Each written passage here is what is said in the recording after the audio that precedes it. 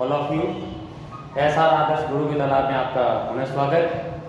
जैसा कि हमने पहले के कालांश में बात की थी, हम पढ़ रहे हैं कक्षा 12 का भूगोल और उसमें जो लेसन नंबर है वो है 1। अब हम इसी में आगे क्रम में बात करते हैं कि फ्रेडरिक रेंटगेल को आधुनिक मानव भूगोल का संस्थापक कहा जाता है। ये कुछ आपको अलग लगेगा क्योंकि जब हम बात करते हैं कि पिता और संस्थापक, तो इसका मतलब है जो इसको रूटीन वे में जिसको इसने बनाया, मानव भूगोल को बनाया, और इसके बारे में सारी बातें हमने पीछे की क्लास में कर ली थी।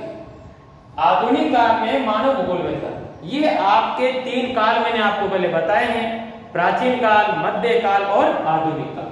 आधुनिक काल से इस वर्ष भी बोर्ड एग्जाम में क्वेश्चन आया था, तो हमारे लिए ये मोस्टली बात बन जाती है कि आधुनिक काल में कौन सा जो भूगोल होता है वो कहां से है, यानी कहां से वो निवास करता है। तो देखिएगा, जर्मन भूगोलवेत्ता, मैं आपको पहले बता दूं कि जर्मन भूगोलवेत्ता की बात करें अपन तो नियतिवाद की भी बात साथ में चलेगी। याद रखिएगा कि जो हमने 3 विचारधाराएं हैं उनको हमें साथ जोड़ के चलना होगा। नियतिवाद कह दो, प्रकृतिवाद कह दो आप इसे। उसमें एक है हम्बोल्ट। हम्बोल्ट एक महान यात्री भी है। उसने यात्रा जो वर्णन था उसका प्रयोग रीजनल ज्योग्राफी के साथ जोड़ते हुए किसके साथ किया? मानव भूगोल में। कार्ल रीटर, फोबे, पेसेल, रेंटगेल और क्रिस्टोफेन, ये नाम आपको याद रखने होंगे। जर्मन भूगोलवेत्ताओं में हम्बोल्ट, रीटर, फोबे, पेसेल, रेंटगेल और क्रिस्टोफेन नाम आपको याद रखने होंगे। इसके बाद आता है कि मानव भूगोल का सबसे अधिक विकास, अगर हम ये कहें कि मानव भूगोल की शुरुआत जर्मनी में हुई है, लेकिन अगर मानव भूगोल के विकास की जहां मैं बात करूं तो बात आती है फ्रांस देश में। इसके बारे में हमने पहले की वीडियो क्लास में भी बात कर ली थी कि फ्रांस में जो विडाल डी ला ब्लास हैं उन्होंने संभववाद दिया। जैसे नियतिवाद के बाद आया संभववाद, जैसे मानववाद भी कह सकते हैं कि उसमें प्रकृति को हमने शून्य समझा और मानव को सर्वशक्तिशाली। इसी में देखिएगा, मानव भूगोल का सबसे अधिक विकास फ्रांस में हुआ। फ्रांस में हुआ। क्वेश्चन बनता है यहां से कि मानव भूगोल में सबसे अधिक विकास कहां हुआ? फ्रांस में हुआ, जिसमें विडाल डी ला ब्लास, पूरा नाम याद रखना है, Vidal de la Blache, Jean Brunhes, de Martonne, Demangeon और फेब्रे, और लास्ट में क्या है? फेब्रे। उन्हें रिपीट कर देता हूं, Vidal de la Blache, Jean Brunhes, de Martonne, Demangeon और फेब्रे का योगदान रहा। अब याद रखेंगे कि संभववाद तो विडाल डी ला ब्लास का है, लेकिन संभववाद का जो शब्द है संभव, पॉसिबिलिज्म, वो शब्द दिया है फेब्रे मोदे ने। किसने दिया? फेब्रे मोदे ने। तो याद रखिएगा, संभववाद शब्द फेब्रे ने दिया।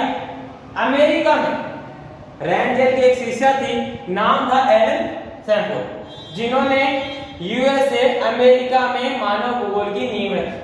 हंटिंगटन उसमें शामिल है, बोमे, कार्ल सावर, ये बड़ा फेमस नाम है, याद रखना है। जब हम आगे की क्लासों में बात करेंगे तो सांस्कृतिक भूगोल के जन्मदाता है, सांस्कृतिक भूगोल के जन्मदाता कार्ल सावर। इनका संबंध भी कहां से है? अमेरिका से। तो पुनः आप एक बार पुनः इसको देखेंगे, एलन सैमुअल, हंटिंगटन, बोमेन और कार्ल सावर का योगदान रहा। ये सभी अमेरिकन मानव भूगोलवेत्ता हैं। बात करते हैं ग्रेट ब्रिटेन की, यूके।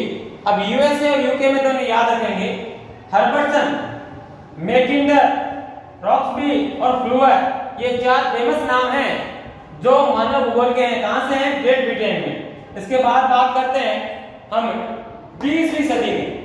20वीं सदी की बात करें तो 18वीं शताब्दी से जो शुरुआत हुई थी हमारी मानव भूगोल की, वो आते आते कहां आ गई? 20वीं सदी में आ गई। और यहाँ पे सभी जगह पूरे देशों में मानव भूगोल एक साथ शुरू हो चुका। ये लेसन हमारा कंप्लीट हो गया। अब हम करते हैं इसके क्वेश्चन।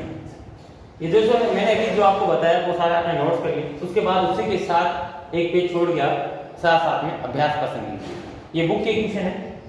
आधुनिक मानव भूगोल के जन्मदाता कौन थे? तो ये बात हमारे नोट्स में पहले आ चुकी है कि आधुनिक मानव भूगोल के जन्मदाता कौन थे? रैंडजेल थे। कहां के थे? जर्मनी के थे। पूरी बातें एक साथ जोड़ के रखनी है अपनी। आधुनिक मानव भूगोल के जन्मदाता कौन थे? तो अगर मानव भूगोल के जन्मदाता आ जाए तो भी रैंडजेल आ सकते। अगर इसको प्रश्न को मैं घुमा दूं, इस प्रश्न को ये कर दूं कि आधुनिक मानव भूगोल के संस्थापक कौन है, तो जस्ट अभी मैंने पहले बताया था 5 मिनट पहले, क्या हो यही नाम है वापस।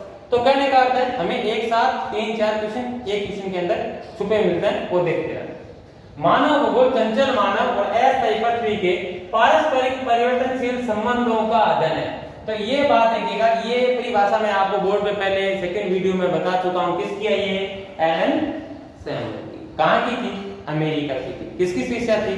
रैंडजेल की शिष्या थी। नवनियतिवाद, देखो मैंने 3 आपको वाद बताए थे, नियतिवाद, संभववाद और नवनियतिवाद। अगर नवनियतिवाद को अगर मैं दूसरा नाम दे दूं और एक नाम दे दूं रुको और जाओ सिद्धांत, रुको और जाओ, तो ये क्वेश्चन भी बनता है।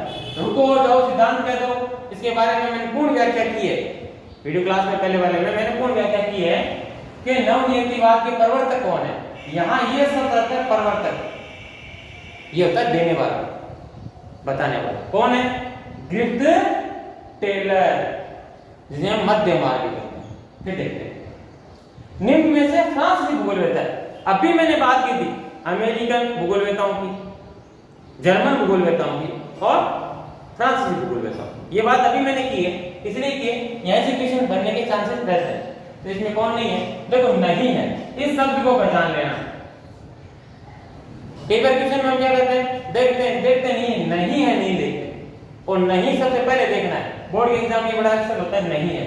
हमें लगता है निम्न में से कौन सा फ्रांसीसी भूगोलवेत्ता है, तो आपको विलायती फ्रांस दिखेगा सबसे पहले और दिखते आप कर लोगे। तो आप देखिए ये तो हमारे शॉर्ट क्वेश्चन। अब अति लघुत्मक में मानव भूगोल के त्रिसंतुलन घटकों का नाम बताइए। 3 कंपोजिट बताने हैं आपको। कौन कौन से? जैविक, अजैविक और सांस्कृतिक। ठीक, नेक्स्ट पार्ट में चलते हैं। हम अति लघुत्मक क्वेश्चन में चल रहे हैं। रैंडजेल की पुस्तक का नाम बताइए।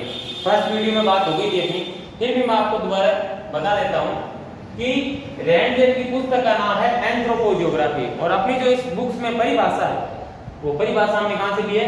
एंथ्रोपोजियोग्राफी के द्वितीय खंड से। इसके 2 खंड है, याद रखना कितने खंड है? 2 खंड।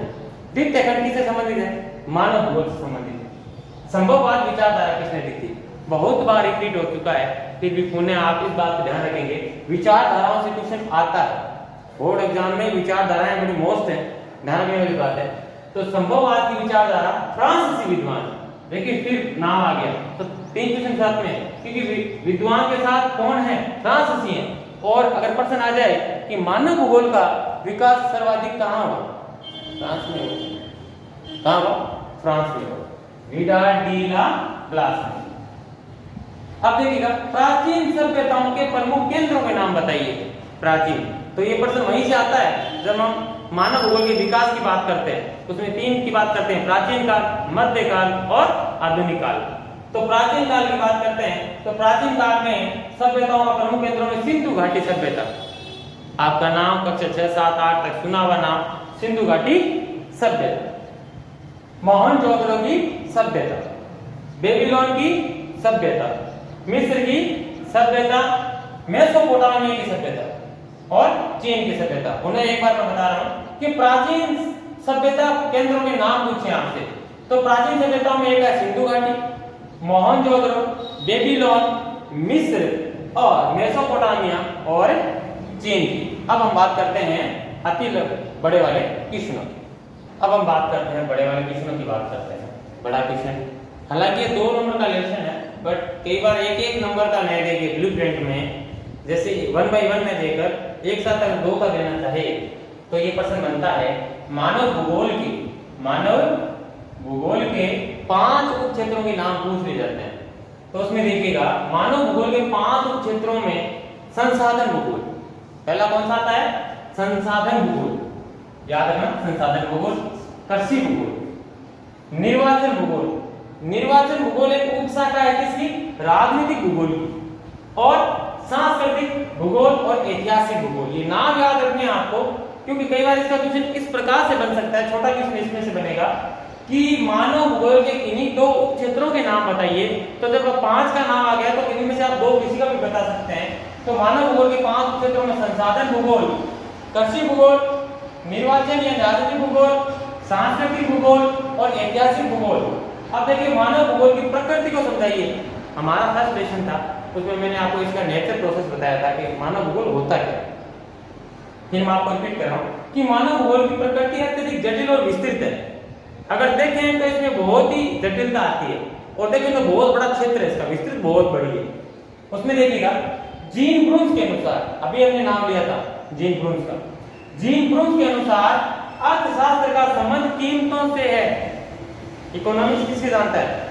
रेट वगैरह जानते हैं ना, इकोनॉमिक्स जो सब्जेक्ट अर्थशास्त्र, कीमतों से। भूगर्भ शास्त्र का संबंध हमेशा किससे रहता है? चट्टानों से। और वनस्पति शास्त्र का संबंध किससे रहता है? पौधों से। ठीक उसी प्रकार से मानव भूगोल का केंद्र बिंदु मानव है, और इसमें मानव भूगोल में हम क्या करते हैं? केंद्रीय भूमिका का अध्ययन करते हैं। किसकी? मानव की। ठीक है, याद रखिएगा इस बात से।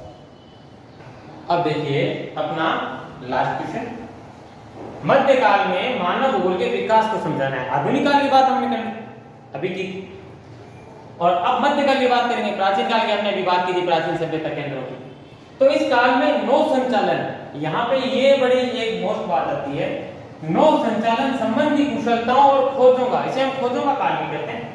खोजों, तकनीकी ज्ञान और दक्षता देशों और लोगों के बारे में मिथ खुलने लगे। जैसे इस समुद्र के पार क्या है, संसार कितना बड़ा है, मतलब कई बातें जो मिथ होते हैं और जो रहस्य होते हैं वो अब क्या, तो भ्रम थे वो टूटने लगे थे। लोग एक दूसरे देशों में जाने आने लगे थे। खोजों का युग था। उपनिवेशीकरण, जैसे हम इंग्लिश में कॉलोनियल पीरियड बोलते हैं, क्योंकि भारत में एक उपनिवेश रह चुका है। और व्यापारिक रुचियों के कारण जो देशों में तकनीकी ज्ञान था, समृद्ध देश थे, वो व्यापारिक रुचियों से नए क्षेत्रों की खोज, जिसमें भारत और अमेरिका शामिल है, की खोजें की, अन्वेषणों को बढ़ावा दिया, जिससे विश्व के संदर्भ में क्या हुआ? विशाल ज्ञान का प्रसार हुआ। मानव कहाँ है, कैसा है, किस जाति का है, तो ये सब बातें हमें पता लगने लगी। इसी काल में अन्वेषण, विवरण और प्रादेशिक विश्लेषण में प्रदेश के सभी पक्षों का विस्तृत वर्णन किया गया। इस प्रकार आपका ये पहला लेसन कंप्लीट हो गया है। इसके आपको नोट्स बनाने हैं सारे, क्वेश्चन आंसर करने हैं सारे, और अगर इसमें कुछ समझ में नहीं आता है तो आप कमेंट बॉक्स में लिख दीजिएगा जो भी समझ में नहीं आया। और ये सारे का सारे नोट्स आपको जब स्कूल ओपन होगी तब चेक किए जाएंगे। ठीक है, अब हम अगले वीडियो में आपसे दूसरे पार्ट के साथ मिलेंगे। धन्यवाद। पढ़ते रहिए, मुस्कुराते रहिए।